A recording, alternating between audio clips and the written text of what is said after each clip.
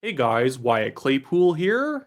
Just over an hour ago, Mark Carney's Liberal government pulled a very sneaky move and passed the throne speech with a division vote that allowed them to avoid having the NDP actually a vote to approve it. So the government is not going to fall today, although I don't think that it was ever going to fall, although it is currently on thin ice when it comes to their partners in the NDP. They are technically working with each other, but it seems like Mark Carney knows that NDP votes are not assured. No party is really incentivized in this moment to go to a new election, but the fact that he had to call a division vote rather than actually having a vote where people say yay or nay is quite telling.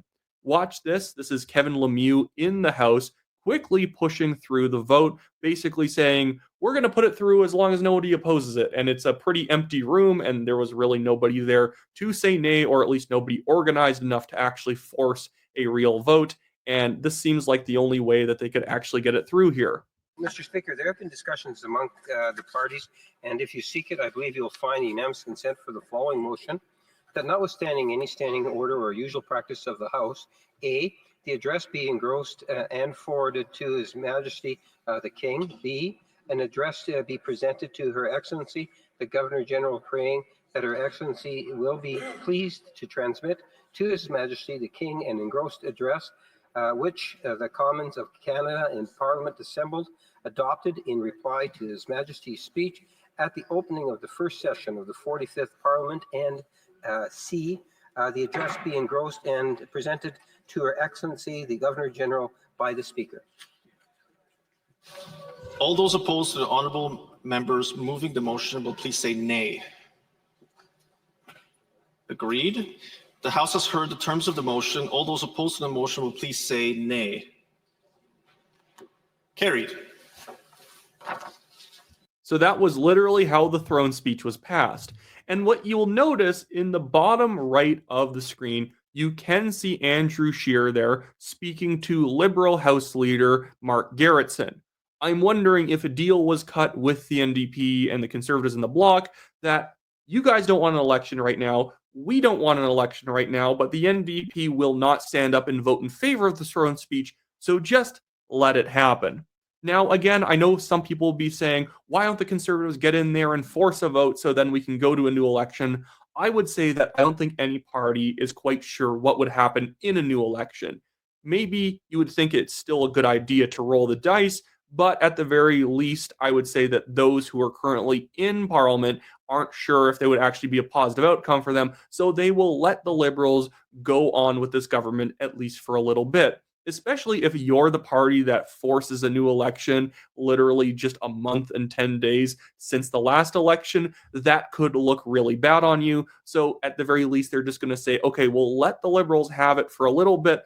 But again, if the Liberals were confident in their ability to kick the NDP into voting for what they wanted them to, they would have called a real vote and actually had people raise their hands and say aye, and actually showed that they can command the majority of the House.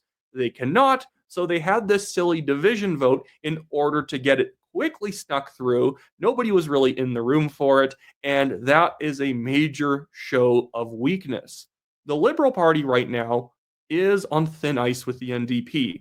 It looks like Don Davies, the current interim leader of the NDP, and maybe he's going to be the official leader once they have a leadership race, looks like he is following Jack Layton's model from 2004 on how the NDP should act with a Liberal minority government.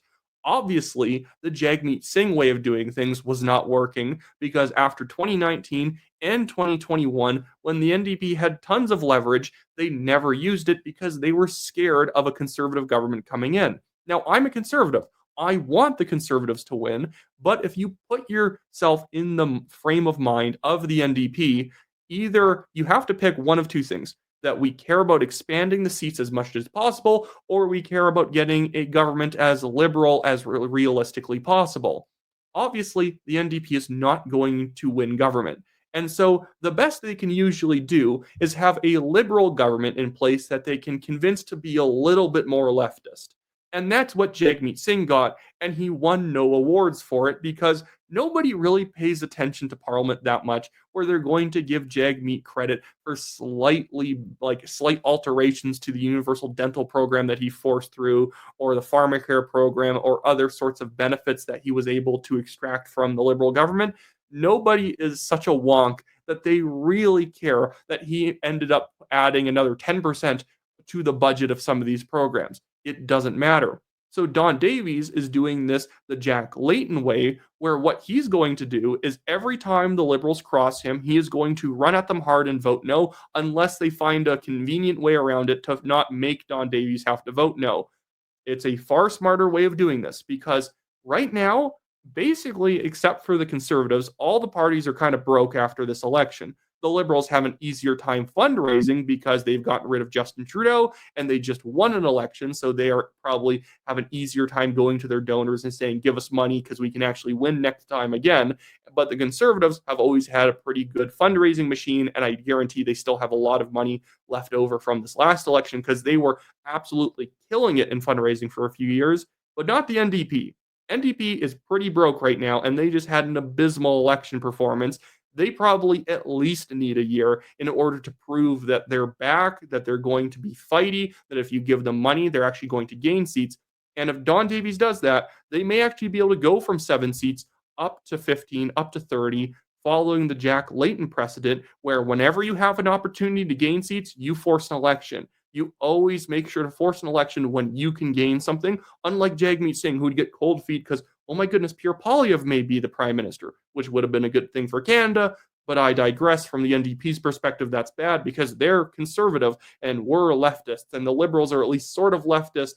In reality, they're very leftist. The NDP just happens to be very, very leftist. But that didn't work in the long run, because if the NDP just exists to keep the Liberals in power and the Conservatives out, why not just vote for the Liberals? Because that's the more efficient way of doing this. So at the moment, Mark Carney's on thin ice. He knows he doesn't have the confidence in the NDP. The Bloc Québécois had also said that they would not vote for the throne speech. The Conservatives didn't say yes or no, probably because they were just going to let them pass it through this division vote. But right now, the NDP is flexing their muscles. I guarantee if the Liberal government tries to do anything out of the box, if they try and do anything conservative in order to placate some more conservative members of their base, because when they won 43% of the vote, you have to realize a lot of those people are probably red Tories who could have voted conservative depending on how the election went. So Carney's in this balancing act where he can't seem as overtly leftist as Justin Trudeau was at times. He still absolutely is a leftist. But because if he goes too leftist, he looks really bad to those red Tories. But if he goes too right, the NDP will whack him in order to try and gain seats. Really, the funniest thing about all this is like 50% of what the NDP is mad at Mark Carney for is not lowering the threshold for them to be an official party. They wanted the threshold knocked down so they got some extra legislative funding, because they fell below the threshold of 12 seats, which means that they don't get, I believe it's probably more like 30 or 40% more funding than they usually would get in order to hire legislative assistants and research people. So that party's broke literally as a party, and they're strapped for cash when it comes to even their legislative budgets. So this is the current situation that Mark Carney sees himself in. If you look at the polling, and I would clarify, the polling was not 100% accurate in the 2025 federal election, but it's not like some people are saying don't trust the polls. The polls were pretty good. But when you saw a poll come out, you'd always have to make the adjustment in your mind that the Liberals are probably 1% lower and the Conservatives are probably 1.5 higher. So many polls showed the Conservatives at like 39% or 40 when they came in at 41.5. So many polls would show the Liberals at 44 or so when they really came in around like 43. So in general, the polls weren't too bad. But right now, the polls do show the Liberals in a bit of a honeymoon. But if they call the election, everyone will see them as the problem and they will fall down the polls. If the Conservatives call an election, they currently have a deficit. And I think a lot of Canadians would see that as whiny. Let Mark Carney at least govern for a little bit, guys, because as bad as he's going to be as prime minister, you get this kind of fairly silly sense of fair play from the public that at least let him have a little bit, even though he's already acting like Trudeau's government was previously. But at the very least, you have to let them mess up first. So yeah, we're in a bit of a stalemate in Parliament right now.